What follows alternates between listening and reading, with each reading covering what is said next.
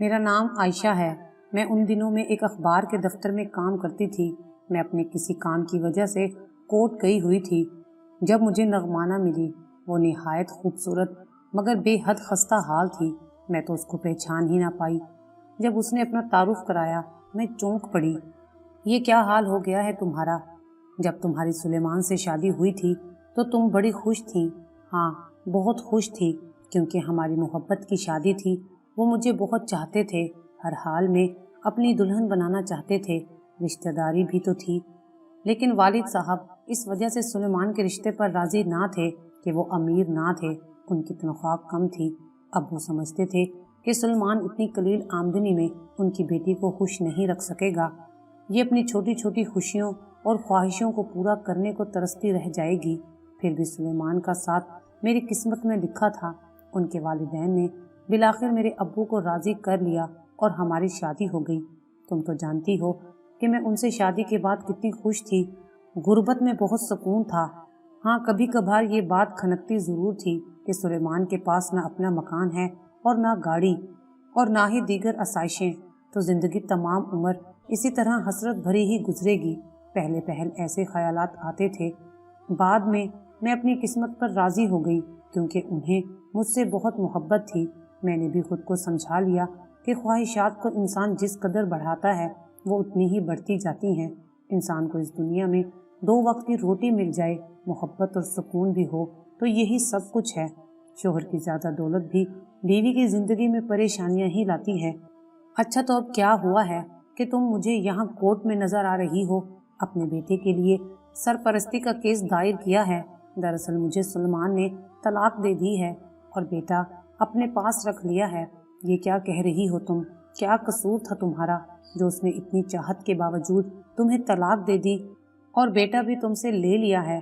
وہ کہنے لگی، یہاں کورٹ میں کیا بتاؤں، کہیں بیٹھیں گے تو بات کروں گی، تو چلو میرے ساتھ۔ میں نے کہا، شاید میں تمہاری کچھ مدد کر سکوں۔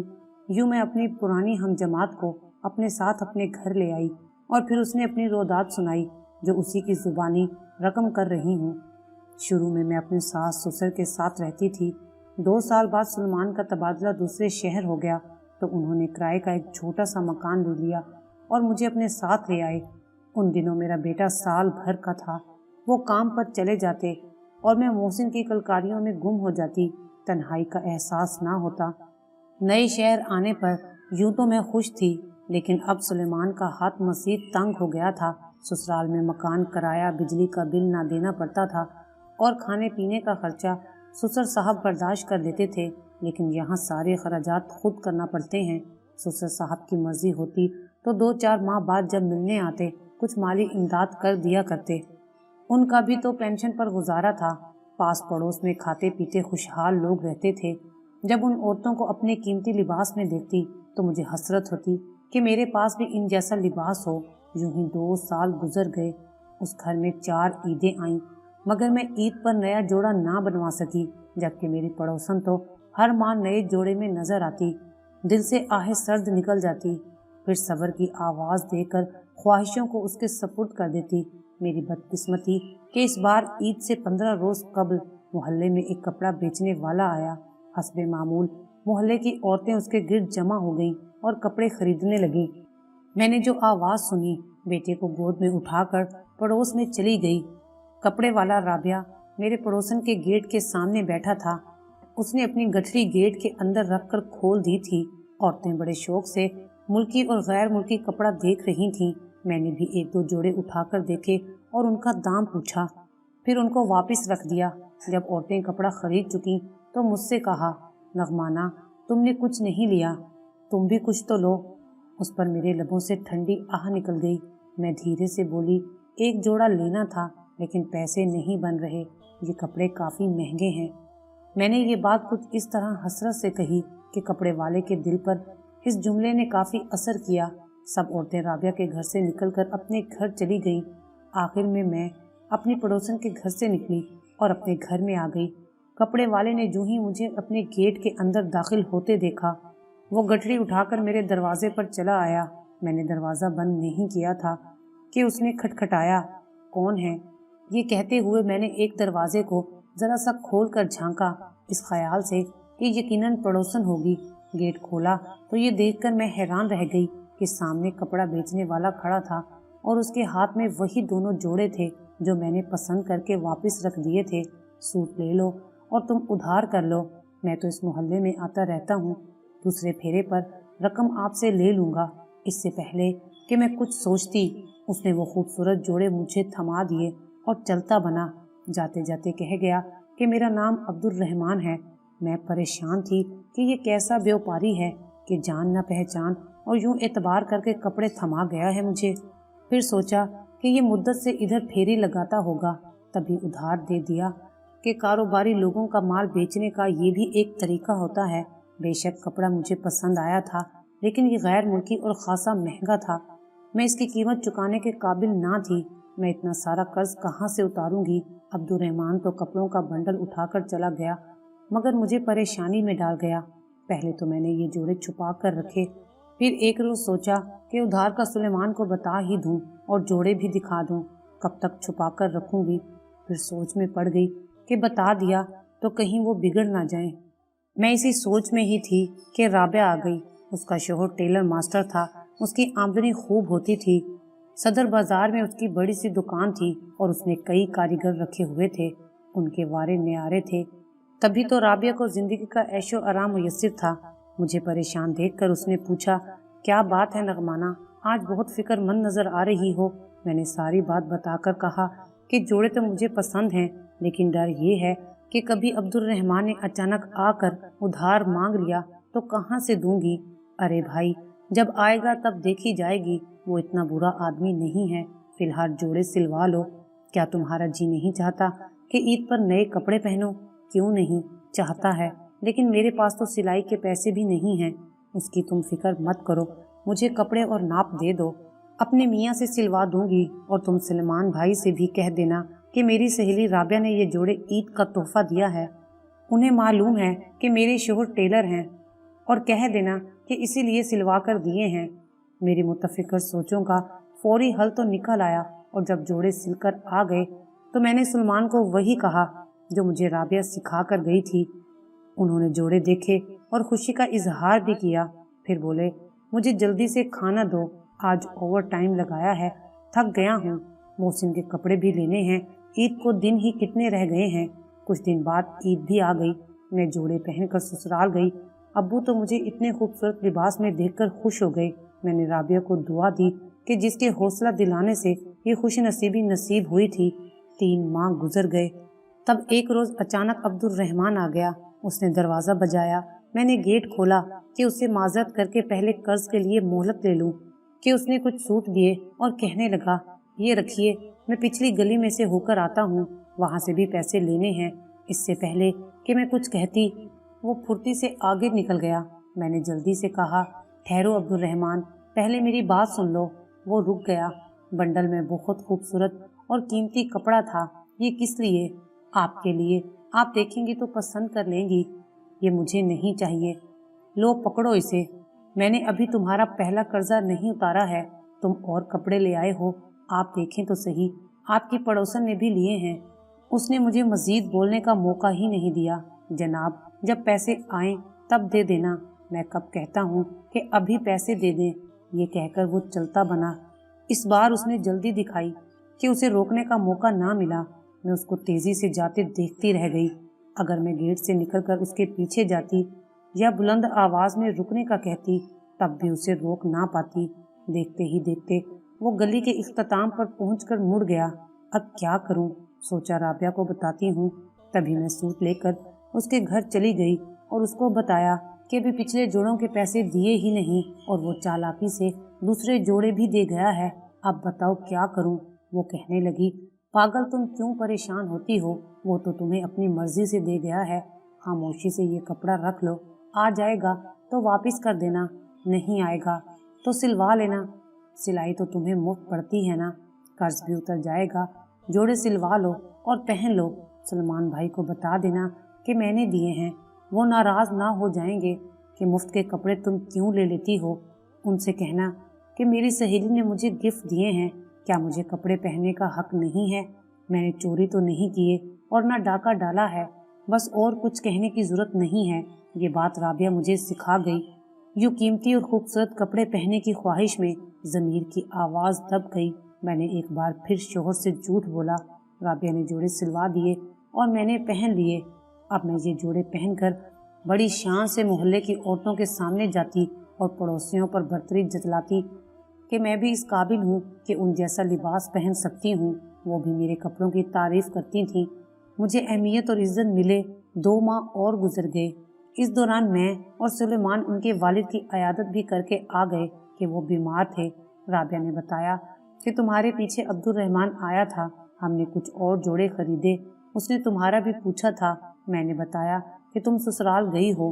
कर्ज के बारे में कुछ कहा था उसने? बिल्कुल नहीं, ऐसा कोई जिक्र उसने नहीं किया। इस वाक़ये को भी 1 माह गुजर गया। एक रोज सुलेमान दफ्तर गए हुए थे, किसी ने दरवाजे पर दस्तक दी। मैंने पूछा कौन है? आने वाला चुप रहा, मगर चंद लम्हों बाद फिर दस्तक दी। कौन है? मैंने इस बार ऊंची आवाज से पूछा। अब्दुल रहमान। जवाब मिला। मैंने बगैर दरवाज़ा खोले ही पूछा, क्या कर्ज की रकम लेने आए हो? जवाब आया, नहीं नहीं, और तुम फिक्र ना करो, जब पैसे आए दे देना। अब दरवाज़ा खोलो, प्यास लगी है।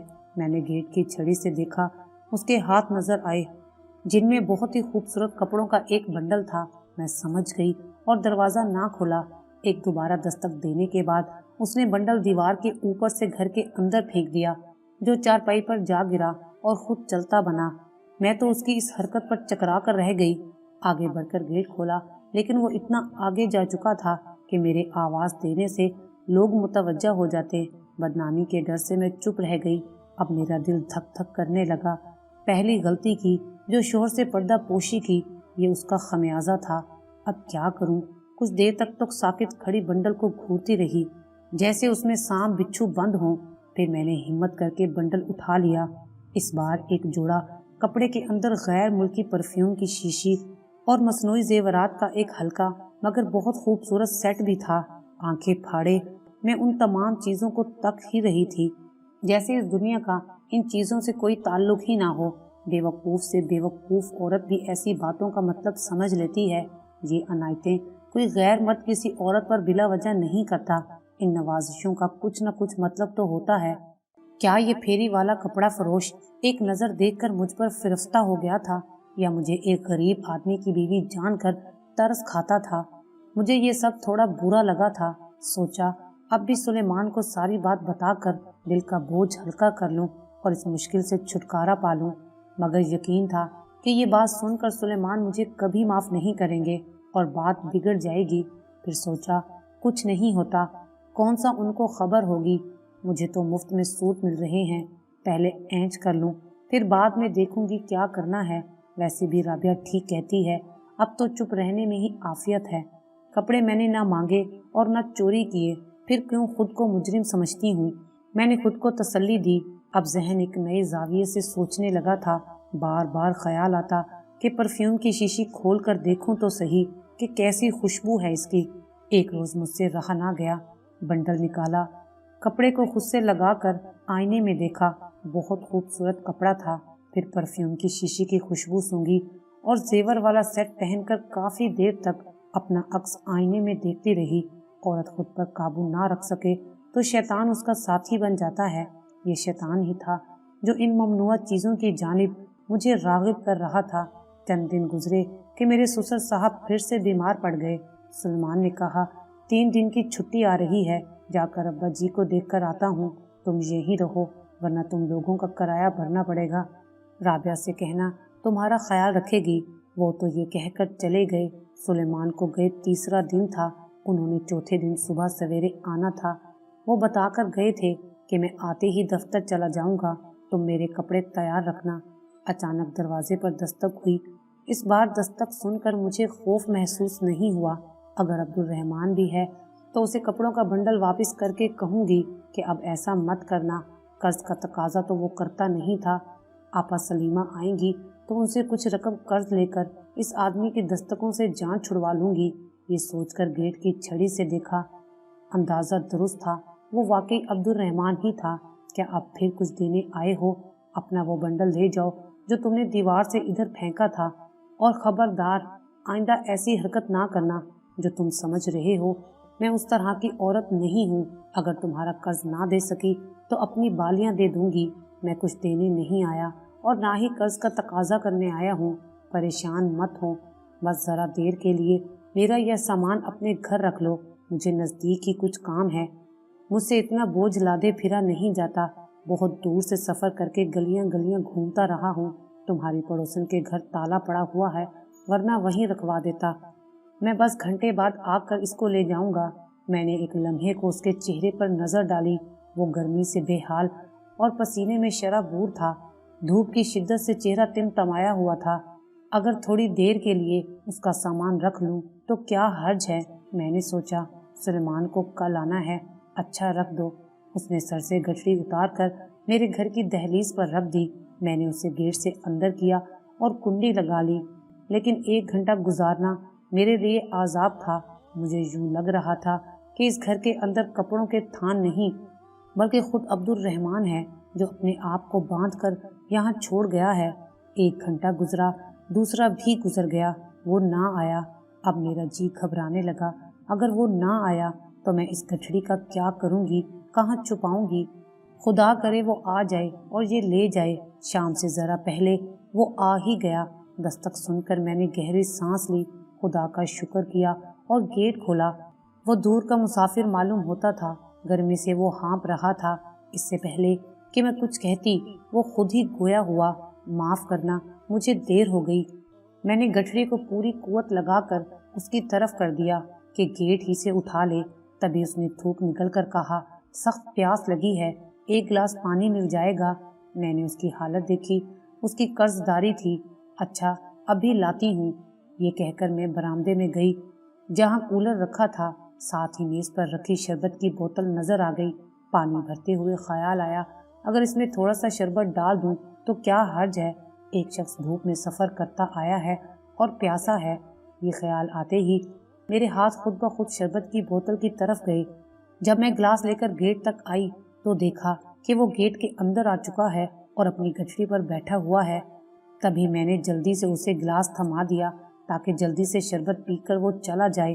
اس نے گھٹا گھٹ شربت پی لیا تو خیال آیا، اچھا ہوتا میں ایک جگ بنا لیتی، اس طرح میں زیادہ غریب تو نہ ہو جاتی۔ صاف لگ رہا تھا کہ ابھی پیاس باقی ہے۔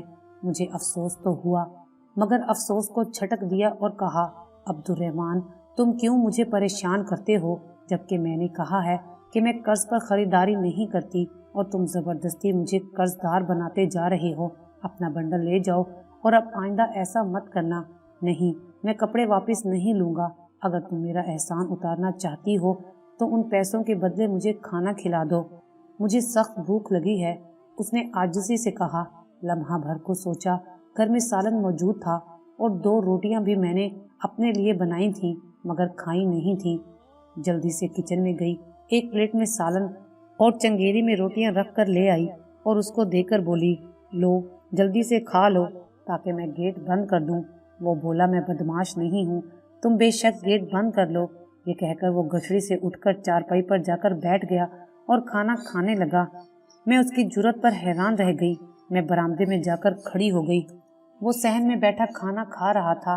کھاتے ہوئے ایک نظر مجھ پر ڈالی، وہ میرے دل کے اندیشے کو بھانپ کر بولا، دیکھو مجھ سے ڈرو مت، گیٹ پر بیٹھ کر کھانا کھانا بے عزتی والی بات ہے، اس وجہ سے یہاں بیٹھ گیا ہوں۔ اچھا ٹھیک ہے، جلدی سے کھا لو۔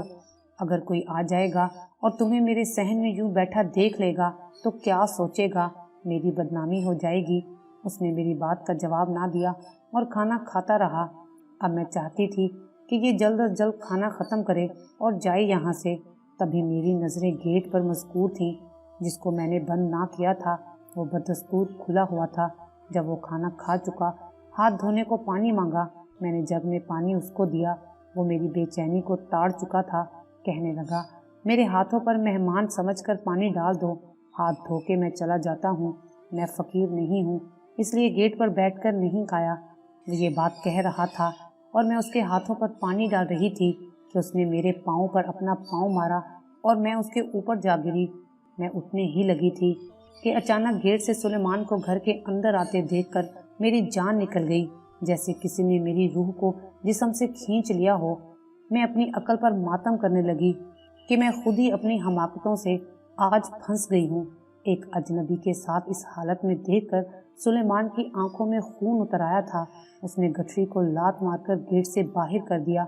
उसको गजबनाक देखकर अब्दुर्रहमान ने जल्दी से मेरे घर से बाहर निकल जाने में आफियत जानी। मेरा खून खुश्क हो चुका था। मैं जहाँ खड़ी थी वहीं जमकर रह गई थी। सांस लेना भूल चुकी थी और अब मेरे कदम जमीन में गड़े थे। कौन लगता है तुम्हारा ये कपड़े वाला? तभी कहूँ कि सहेलियाँ कैसे इतनी मेहरबान हो गईं कि कीमती जोड़े सिलवा सिलवा कर तुम्हें दे देती हैं।